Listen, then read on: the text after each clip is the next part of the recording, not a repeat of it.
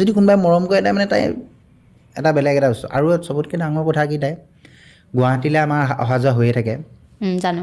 তেতিয়া মানে কি হয়, তাইৰ চিকিৎসাৰ কাৰণে মানে যিমান ক'ৰবাত ৰখিলে মানে তাই খুব দুখ কৰে। তাই মানে চকু পানী ওলাই আহে, পাপা তোমাৰ ওচৰত পইচা আছে নি দিয়াচোন, 10-20 টকা যিমান পাওঁ মানে সেই ভিক্ষাৰী কোনোবা ভিক্ষাৰীক তাই দিবই মানে। ৱাও, ইমান ধুনীয়া। তাৰপিছত ভাল তাই কাম। ধুনীয়াকৈ এইটো দিয়া, পাপা চোৱা আমাৰ আইতাৰ নিচিনা, যদি বুঢ়ী মানুহ হৈ যায়। আকৌ মোক সদায় সোধে, আমি মানে কি হয়, এতিয়া আমাৰ ফ্লাইঅভাৰখন বনাই আছে কাৰণে আমি ফাঁচিআলি দি আহিব লগা হয় যোৰহাটৰ। সেই ফাঁচিআলি দি আহোঁতে মানে কিছুমান ল'ৰা ছোৱালীয়ে খেলি থাকে তাত মানে ৰেল লাইনৰ ওচৰত।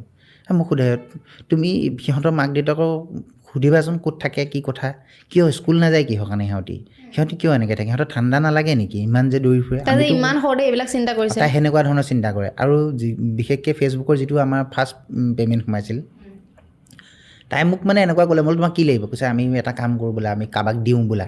বোলো কাক দিবি, কৈছে যাৰ একো নাইকিয়া আমি তাক কিবা এটা দিম। ৱাও।